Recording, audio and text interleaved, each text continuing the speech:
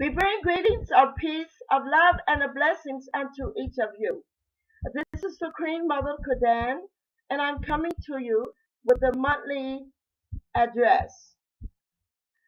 There is a few things we would like to talk about. One of the first things that was given to me by my office to report is, as each of you know, I did sponsorship for the Key Series, and my office would like me to report that we are no longer doing the sponsorship for the Key Series, simply because the money that was sent was not getting through to the Key Series.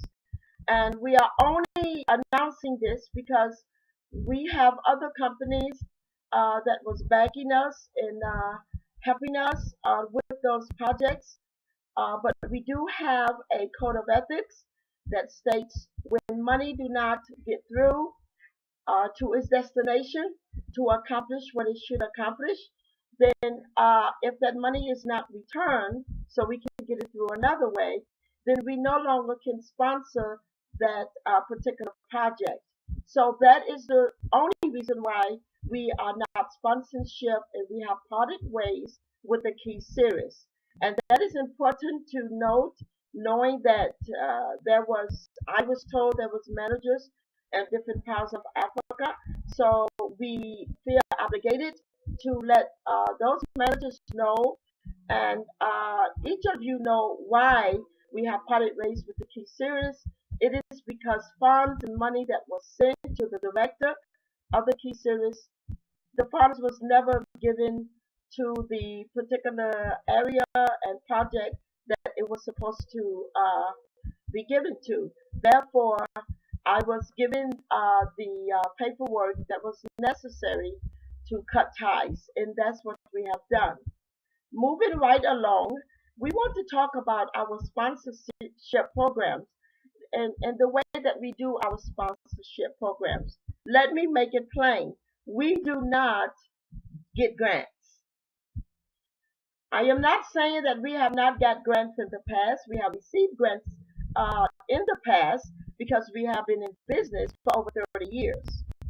But we don't operate off grants. In other words, grants is not the sole provider of our programs and our money. Let me make this plain and clear. A lot of times the money come out of my pocket. It is from my personal funds. It is my personal money that fund many of these projects. Even when we donated $5 million to Asia, that is, most of that was donations that the other peoples on the end of Asia accepted donations on their end. But on my end, the 3 million to make up the 5 million was my personal funds. So I want to say this plain and clear.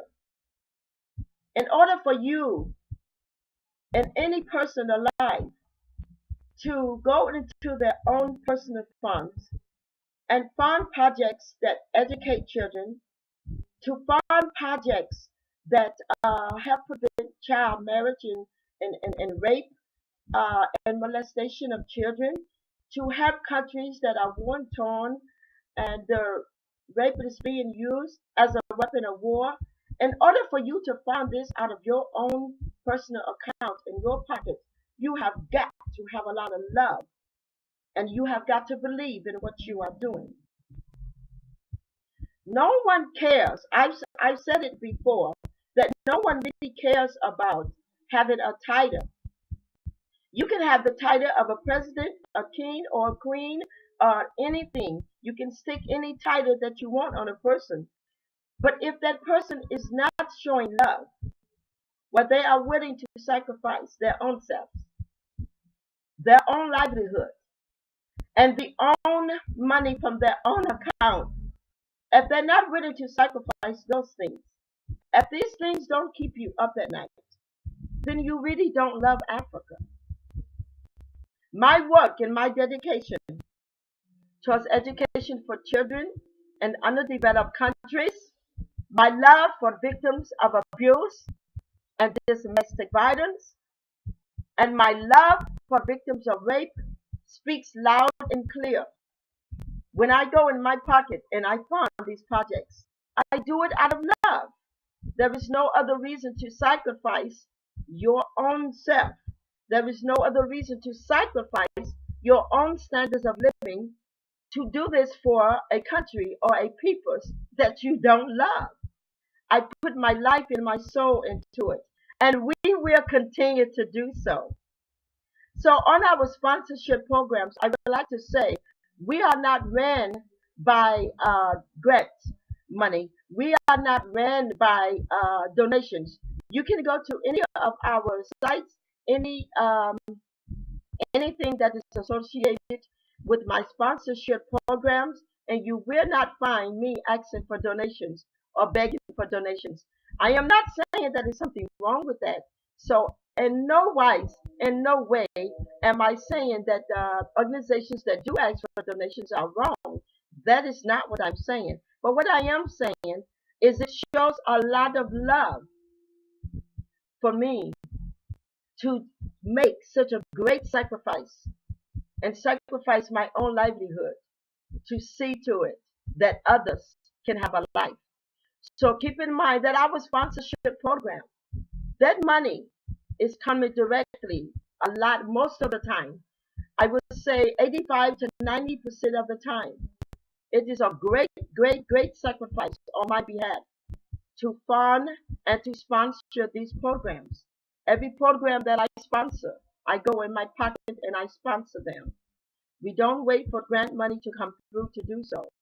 Because many times I find that if we did wait for grant money to come through, or even donations to come through, then it's too unreliable. So therefore, I do it out of my pocket. And that is because of the love I have for Africa. And it is very possible to have great, great affection for a country or a continent or a piece of land because I do. And therefore, I love the peoples that is upon that continent. So therefore, I go into my pocket. I go into my personal account. And this is how most of the sponsorship take place. We do have companies that will donate to us. We greatly appreciate them.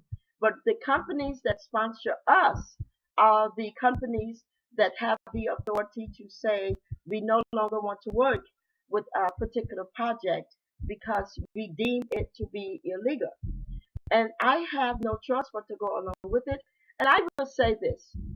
When those decisions are made, I totally agree with them 100%.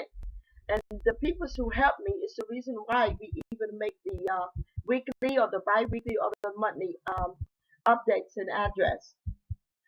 Moving right along, we have already discussed how the partnership is ran. Any more questions, feel free to ask at any time you want. We do get a whole lot of emails, and through those emails, we receive a lot of support, but we also get asked a lot of questions, and those questions are indeed answered. Moving right along, um, I would like to say also I am the vice president of the Women Accord, and we have so many beautiful programs that is within there, and we are so grateful for the president of the Women Accord. How she has been so professional, and she has done everything in a professional manner, and we greatly appreciate that. That is wonderful to know. It is enjoyable to sponsor or to work uh, with organizations and with different programs and projects where things are done in a legally manner that takes a whole lot of pressure, not only of me, but of the people that are working with me in my office to help me. So I wanted to say we appreciate that, your professionalism.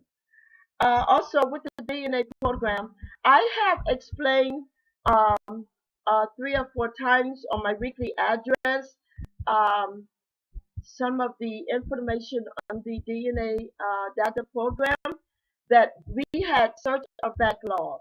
The backlog was over 40,000 people.